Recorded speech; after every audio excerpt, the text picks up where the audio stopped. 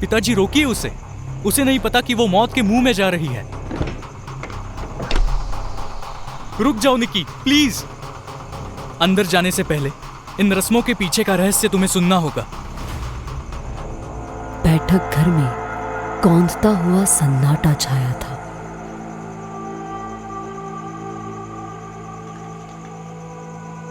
निक्की गंभीरता से पीयूष की ओर देखे जा रही थी। आज की रात उन दोनों के लिए एक नई मुसीबत ले आई थी। वो निक्की को मनाना चाहता था।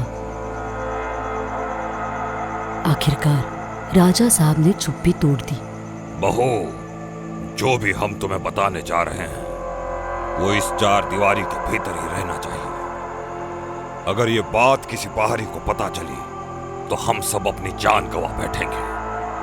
इसीलिए हमने तुम्हारा मोबाइल फोन छुपा दिया था। मुझे उसी वक्त समझ जाना चाहिए था कि यहाँ कुछ गड़बड़ है। आज आखिरकार ये राज उजागर हो जाएगा कि ये लोग मुझसे चाहते क्या है। कुछ सोचने के बाद एक लंबी सांस छोड़ने के साथ राजा साहब ने बोलना शुरू किया। इन रस्मों का सिलसिला कैसे शुरू हुआ, उसके पीछे एक कहानी है। करीब 100 साल पुरानी बात है। टीकमगढ़ के कुछ दूर बसे गांव में हमारे पूर्वज विश्वजीत सिंह और उनका परिवार किसी तरह गुजारा कर रहे थे। एक हादसे में उनके खेत खलिहान चलकर खाक हो गए थे। सर पर बहुत उधार था। कोई भी संपत्ति गिरवी रखना बाकी नहीं था उनके पास। हालत इतनी खराब थी कि बच्चों को भरपेट खाना भी नहीं मिल पाता था। परिवार की बिगड़ी स्थिति को देखते हुए मेरे परदादा जी श्री विश्वजीत सिंह ने तय किया कि वो एक तीर्थ यात्रा पर जाएंगे। जल्दी से एक रोटी और प्याज बांध दे, कल सुबह ही मुझे निकलना है। लेकिन अब कहाँ जा रहे हैं? पहाड़ी पर जो मंदिर है, सुना है वहां जाकर पूजा देने से माता प्रसन्न होती है। वो हमारे सारे कष्टों का समाधान कर देगी। लेकिन वो रास्ता बहुत दुर्गम है। हमारे गांव से कई लोग वहां जाने की कोशिश में मारे गए। आप क्यों बेवजह ये खतरा मोड़ लेना चाहते हैं? और कोई रास्ता नहीं है। अब अपने बच्चों को यूं खाली पेट सोते देखा नहीं जाता। मैं कैसा बाप हूं जो इन्हें भरपेट खाना भी नहीं खिला सकता। आप ऐसा क्यों बोल रहे हैं? हम सब साथ मिलकर मुसीबतों का सामना कर लेंगे। लेकिन अगर आपको कुछ हो गया तो मैं इन्हें क्या जवाब दूंगी? क्या बोलूंगी कि इनके पिता को क्या हुआ?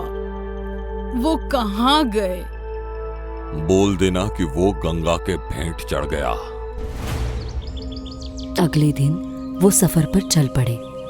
जैसा कि सबने कहा था, वो रास्ता सरल नहीं था। कदम कदम पर उनके सब्र और साहस की परीक्षा हो रही थी, लेकिन वो डटे रहे। आखिरकार वो अपनी मंजिल के बेहद करीब पहुंच गए थे। वो रहा देवी माँ का मंदिर। पर उनके ठीक सामने एक अजीब सी गुफा भी थी, जो न जाने क्यों उन्हें अपनी ओर खींच रही थी।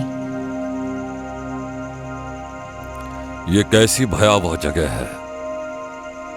लेकिन ज्यादा रात होने के कारण उन्होंने वहीं रुकने का फैसला लिया। आज रात यहीं आराम कर लेता हूं। अंदर खूब अंधेरा छाया हुआ था। थकान के मारे जल्दी उनकी आंख लग गई। उनकी आंख लगे कुछ ही देर हुई थी कि तभी उन्हें एक भयानक आवाज सुनाई थी। कौन है?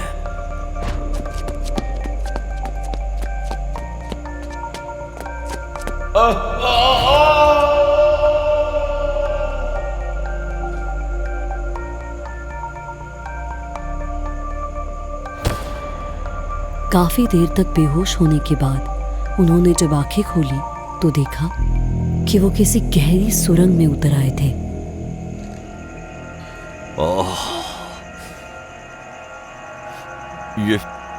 ये मैं कहां आ गया? सब तरफ मानव कंकाल पड़े हुए थे।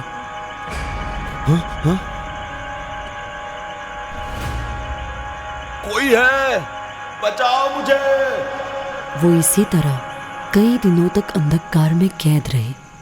रोशनी का एक कतरा भी उन्हें मिलना नसीब नहीं हुआ। यहाँ पर आए हुए मुझे पूरे 3 दिन हो गए हैं, लेकिन बाहर जाने का कोई रास्ता नहीं दिख रहा। वो जगह किसी भूल भुलैया से कम नहीं थी। पूरी सुरंग एक ही जगह पर आकर बंद हो रही थी। लगता है यहाँ से कोई और रास्ता निकल रहा है। लेकिन बहुत कोशिश करने के बाद भी वो द्वार नहीं खुला।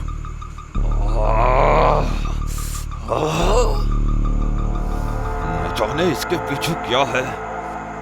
थकान और गर्मी से वो धीरे धीरे मौत की आगोश में बढ़ रहे थे।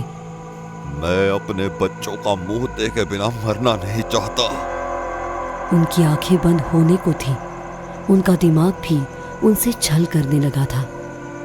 उस द्वार के सामने उन्हें कुछ अजीब सा दिखा। ये मैं क्या देख रहा हूँ? ये क्या? इतना सारा सोना। वो खुशी खुशी उस खजाने की तरफ दौड़ पड़े। खजाना, मुझे ये खजाना मिला है। लेकिन जैसे ही वो उसके करीब बढ़ रहे थे, वो खजाना उनकी आंखों से ओझल हो गया। और उसी जगह एक रहस्यमयी औरत खड़ी थी। तुम कौन हो? और मेरा खजाना कहाँ गया? तेरा खजाना? तुम मनुष्यों के दुस्साहस की दाद देनी होगी। जो चीज पराई है उस पर भी अपना हक किस शौक से जताते हो। अभी कुछ देर पहले तक तुम यहाँ से निकलने के लिए बेताब थे। अब धन देखा तो उस पर अपना कब्जा जमाना चाहते हो। वो युवती विश्वजीत सिंह को एक कुटिल मुस्कान दे रही थी। मुझे दोगलाने की कोशिश मत करो। कहाँ गया वो खजाना? वो एक माया का अंश था। वो खजाना यहाँ है तो जरूर, लेकिन वो उस दरवाजे के पार है, मेरे मालिक के साम्राज्य में। कैसा साम्राज्य? और किस मालिक की बात कर रही हो तुम? पृथ्वी के गर्भ में रहने वाले हैं मेरे मालिक। वो किसी भी चीज को छूकर सोना बना सकते हैं। तुम झूठ बोल रही हो। नहीं विश्वजीत सिंह, झूठ तुम अपने आप से बोल रहे हो। तुम इतनी दूर दुर्गम पहाड़ियों पर देवी माँ को नहीं, बल्कि धन और संपत्ति के तलाश में आए हो। तुम मेरा नाम कैसे जानती हो?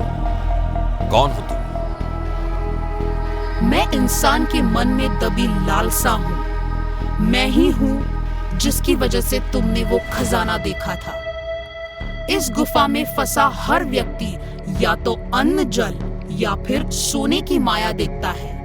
जब उसके मन में जीवित रहने से ज्यादा जरूरी धन की पूर्ति करना हो, तब वो सोना देखता है। और ऐसे ही इंसान मुझे पसंद है।